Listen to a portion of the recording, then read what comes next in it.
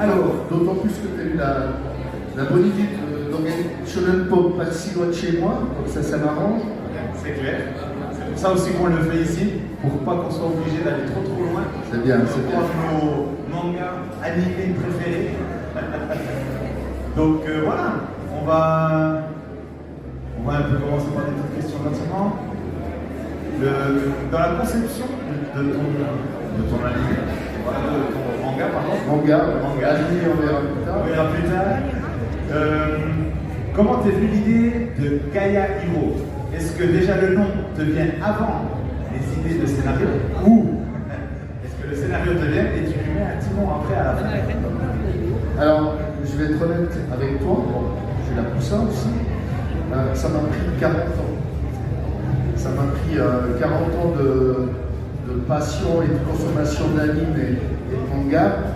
Et bien évidemment, je me suis inspiré de toutes les œuvres que j'ai pu bouffer durant toutes ces années.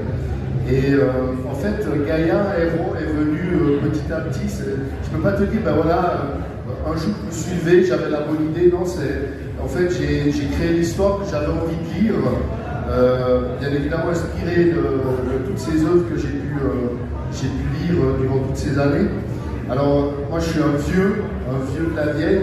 J'ai connu les premiers animés sur le câble. Donc, je suis beaucoup inspiré, on va dire, rétro anime. Donc, j'ai découvert les premiers épisodes diffusés de Goldorak, donc c'est dire, ou de Capitaine Flamme.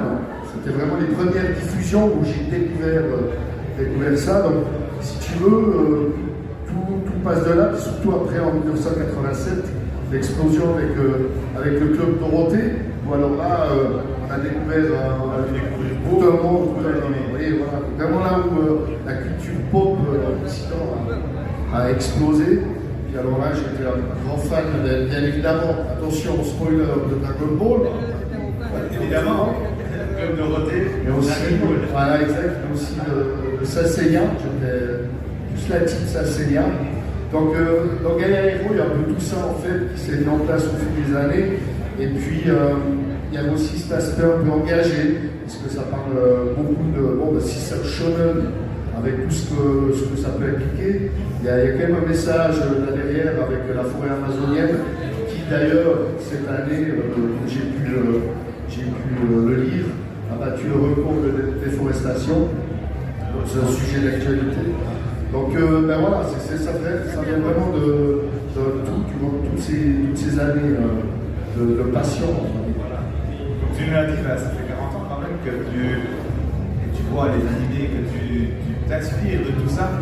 À quel moment tu t'es dit, je vais faire mon propre animé? Est-ce que voilà, c'était une idée qui t'a toujours trotté l'esprit ou il y a eu un moment où tu t'es dit, toutes mes idées, je vais quand même les mettre sur papier? Alors, moi qui étais un pur consommateur, on va dire, passionné, je doute bien que dans ma petite vallée de lac jurassien, je me profilais pas tellement dans une carrière de scénariste ou de mangaka ou quoi que ce soit, mais j'ai toujours dans ma vie réalisé des choses. Ça peut être dans plusieurs domaines. Hein. J'ai été très engagé notamment dans les sociétés, etc. J'ai toujours fait des choses, mais c'est vrai que dans tout ce qui est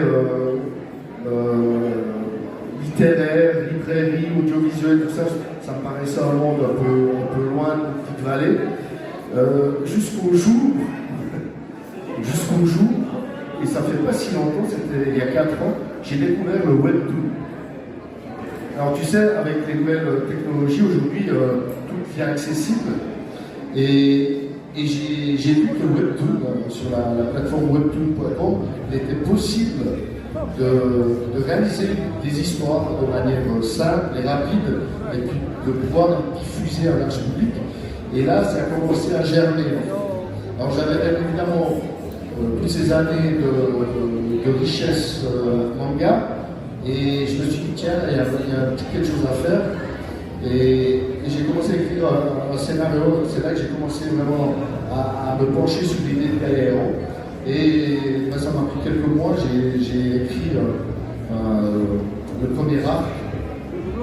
Et puis là, malheureusement, il y avait un gros problème pour arriver au bout, c'est que je dessine comme une machine. Je ne suis pas très doué en dessin. Alors j'ai un petit trait, mais de là à faire un manga, c'est pas possible. Donc qu'est-ce que j'ai fait? J'ai mis une petite annonce sur le site dédié aux freelance, aux dessinateurs. Et ben voilà, j'ai montré mon œuvre et je cherchais un partenaire. Et puis c'est là que j'ai rencontré Grafrevin, le mangaka. Voilà. Depuis des millions d'années, la vie s'épanouit sur Terre. Mais à présent, la jungle murmure le nom de Gaïa, annonçant un bouleversement imminent.